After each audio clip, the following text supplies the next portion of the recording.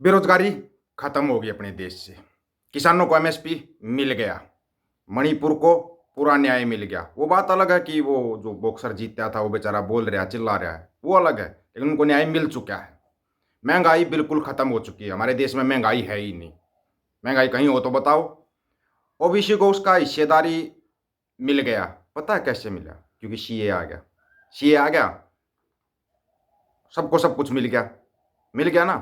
फिर हमारे पास कुछ मंडियों के दलाल हैं, उनकी दलाली फिर शुरू हो जाती है। शुरू हो जाती है फिर उनकी दलाली फिर हाई लेवल पे चलती है उनकी। सबको पता है चंडीगढ़ मेयर चुनाव में जो होया था। एक तरफ तो न्यायालय जो फैसला दे रहा है उससे भी ऊपर बैठे हैं भांड मंडिया के दलाल। ये मतलब उस फैसले को ही बदली कर रहे हैं। बड़े कमाल के हैं। और इन चिरकुटों को लोग देखते भी हैं और ये सोचते हैं कि देखो, खुद देख लो आप, ये लो। डिसाइडिंग ऑफिसर पेन से लिख लिख कर इन बैलेट पेपर्स को इनवैलिड कर रहे थे। वो तो 8 से ज्यादा पे लिख रहे हैं भाई। अगर आप देखेंगे सारे बैलेट पेपर पे लिख रहे हैं। अगर वो टैंपरिंग कर रहे होते तो भाई 8 पे लिखते हैं, क्योंकि 8 ही वोट तो इनवैलिड हुए। वो सब पे लिख रहे हैं। और दूसरी बात, एक ही जगह लिख रहे हैं भाई। कहीं टैंपरिंग करेंगे तो कहीं ऊपर लिख देंगे, कहीं कुछ लिख देंगे, कहीं दाहिने कर देंगे। सारे पेपर पे वो लिखते जा रहे हैं, उसको आगे बढ़ाते हैं। तो इसलिए इस वीडियो को टैंपरिंग का वीडियो कहना मुझे तो उचित नहीं लगता, क्योंकि अगर वो सिर्फ 8 कागज पर लिखते दिखते तब समझ में आता कि ये टैंपरिंग हो रही है। वो सारे कागज पे लिख रहे हैं, एक ही जगह पे लिख रहे हैं, और इसीलिए ये टैंपरिंग नहीं बल्कि चुनावी प्रक्रिया का हिस्सा टाइप नजर आता है, जहां वो साइन करते होंगे या लिखते होंगे। तो इसलिए इस वीडियो से ये साबित तो नहीं हो कि भैया वहां पर टैंपरिंग हुई। क्या कैसे फैसला सुना देते हैं? चंडीगढ़ मेयर चुनाव का फैसला सुनाया था इन्होंने।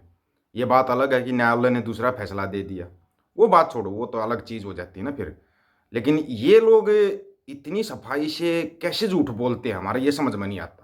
इतनी सफाई से वो बॉक्सर है बेचारा, वो चिल्ला रहा है, जो कि चैंपियन बनया है। सबसे बड़ी बात यह है कि वो एक चैंपियन बनया है। वो एक चैंपियन चिल्ला रहा है, उसकी चिल्लाहट किसी को दिखाई नहीं दे रही। यहाँ तो ओलंपिक गोल्ड मेडलिस्ट चिल्ला लिए, उनकी चिल्लाहट किसी को दिखाई नहीं दी थी। तो एक बॉक्सर की चिल्लाहट आपको कहाँ दिखाई देगी? मतलब ही नहीं है किसी को दिखाई दे जाए। तो ये तो सोचने वाली बात है कि हाँ, वो बात अलग है कि लद्दाख में जो आंदोलन चल रहा है। चूल्हे नमस्कार आदाब। ये मेरे 7वें दिन का अंत हो रहा है अनशन ये का। पूरा वीडियो ना टीम दीपक फौजी पर डाल देंगे, क्योंकि वीडियो बड़ा हो जाएगा। इतना सुनने का टाइम बहुत कम होता है लोगों के पास, बहुत ही कम समय होता है, क्योंकि समय समय बहुत कीमती है भाई सबका। और कीमती समय में ये बॉक्सर पता नहीं क्यों नहीं दिखाई दे रहा। बेचारा चैंपियन बनया है, फिर रो रहा है, लेकिन लोगों को दिखाई ही नहीं देता कि भाई ऐसे क्या हो रहा है। ये तो खैर इस बच्चे ने तो, पुलिस का प्रोग्राम था, पुलिस का प्रोग्राम चला हुआ था किसके लिए? नशा छोड़ने के लिए। नशा छोड़ने के लिए प्रोग्राम चल रहा था। इस बच्चे ने एक सवाल किया। हमारे को नहीं लगता इस बच्चे के ऊपर एक दो केस तो लग लिया होगा। एक दो केस पक्का लग लिया इस बच्चे पर। सर हमने इतना बड़ा ये कार्यक्रम देखा नशा मुक्ति अभियान का, और यूनिवर्सिटी नशे का सबसे बड़ा एपिसेंटर है। सर आज हम 5 यूनिवर्सिटी के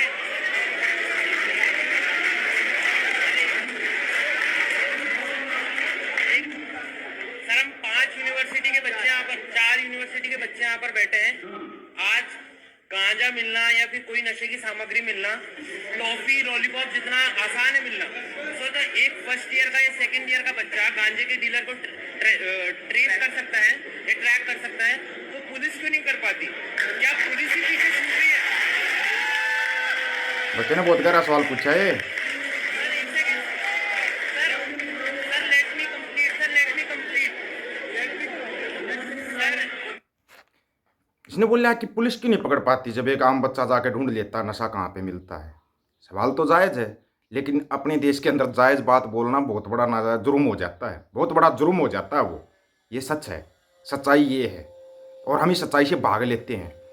कल देख रहे थे, न्यूज़ चली भाई, मनोहर खट्टर ने इस्तीफा दे दिया, नायब सैनी को मुख्यमंत्री बना दिया, अनिल विज नाराज होकर चला गया। यही थी ना न्यूज़, तो यही थी ना। सबने इस टाइप की न्यूज़ देखी होगी, लेकिन गोदी मीडिया का तांडव नृत्य किसी ने नहीं देखा। ये देखो जाटों को खत्म कर दिया, ये देखो जाटों को खत्म कर दिया। जातिवाद कहाँ से आ गया भाई उसके अंदर? जातिवाद कहाँ से आ गया? और दूसरी बात, ये सीए थोड़ी आया है क्योंकि राम मंदिर बन गया था। राम मंदिर का तो नाम कहीं पर आप ले नहीं सकते, तो सीए ले आए ताकि हिंदू मुसलमान करवाया जा सके। हिंदू मुसलमान करवाने के लिए वो सीए लेके आ गए। करो ही मत, कोई विरोध नहीं, कुछ नहीं। जब होना होगा तब देखा जाएगा, तब तक चुपचाप रहो। वहीं पे इनकी फिल्म फेल हो जाएगी। आप कुछ मत बोलना, क्योंकि अभी तो सीए आया है, एनआरसी भी आएगा। जब एनआरसी आएगा तब देखा जाएगा। ये लोग तो चाहते हैं कि लोग बिना बात के मुद्दों में उलझे रहें, बिना बात के मुद्दों में। इस्तीफा दे दिया, सरकार उन्हीं की बन गई। क्या हुआ है भाई, क्या हुआ? बोल रहे हैं ये देखो जाटों को, बिल्कुल जाट परिवार को फेल कर दिया। इनको तुम जाट परिवार बोल रहे हो जो तुम्हारे साथ गठबंधन कर रहे थे? कितने हरियाणा के लोग मानते कि ये जाटों के हैं?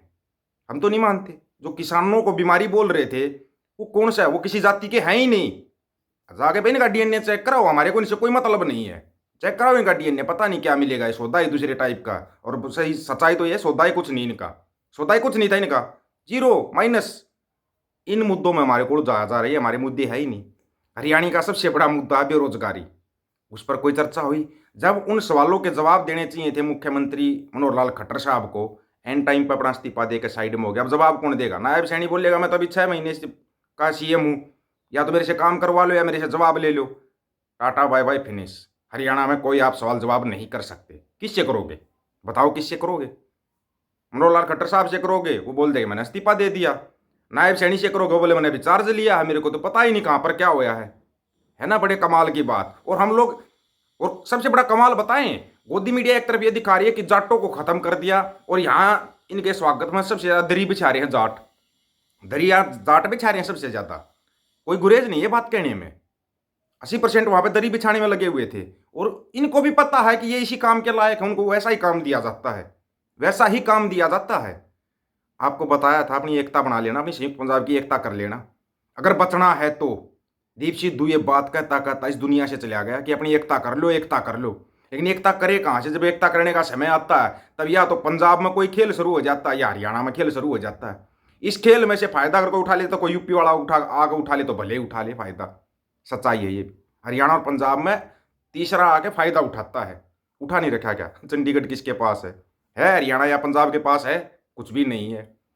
फिर एसवाईएल वाला, उसका मुद्दा शोल हो गया था, लेकिन वो लोगों को दिखाया नहीं गया कि एसवाईएल का मुद्दा शोल हो गया, वो दिखाया ही नहीं गया। फिर हम अलग अलग कहाँ पे हैं? अपना सवाल ये है कि हम अलग अलग, जब तक इन पार्टियों के झंडे उठाते रहोगे, मेरा नेता लाना, मेरा नेता फलाना, तब तक आप ऐसे ही बटे रहोगे। हम आपको आराम से बताते रहेंगे, एक एक बात बताते रहेंगे। अगर आपकी समझ में आएगी तो आएगी, बाद में समझते हो आप, बड़ा लेट सोचते हो। ये एक बड़ा वरदान मिला हुआ है अपना, जो संयुक्त पंजाब का एरिया ना, उसको वरदान मिला हुआ है। कोई आदमी अगर सच्चाई बोल रहा है आप नहीं सुनोगे, को हेलीकॉप्टर में बड़ी गाड़ी में आकर उतरेगा और पूरी दबादब झूठ फेंक कर चला जाएगा, बड़ा विश्वास करोगे ये देखो सच बोल रहा है, इतना बड़ा आदमी है। तो ये चश्मा उतारो अपनी आंखों से, ये चश्मा उतारने की बहुत जरूरत है। जब तक ये चश्मा नहीं उतरेगा तब तक आपकी समझ में कुछ भी नहीं आएगा। आप लिख लेना, इस चीज को लिख लेना। जितना जल्दी इकट्ठा होगे उतना जल्दी ज्यादा टूटने से बच जाओगे, नहीं तो और हिस्से होने कन्फर्म है जब तक आप अलग अलग रहोगे। इससे ज्यादा देसी भाषा में तो भाई कोई बता नहीं सकता, कोई समझा नहीं सकता।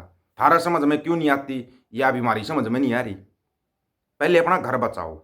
अपना घर क्या है? संयुक्त पंजाब। उसके बाद लड़ाई लड़ेंगे हम। लोगों के लिए हम लड़ने चले जाते हैं, लोग हमारी टांग खिंचाई करते रहते हैं। क्यों जाएं भाई हम, क्यों जाएं? फिर वो पंचायत के खेल मुड़वा दिया जाता है, मुद्दे कहाँ गए? खत्म।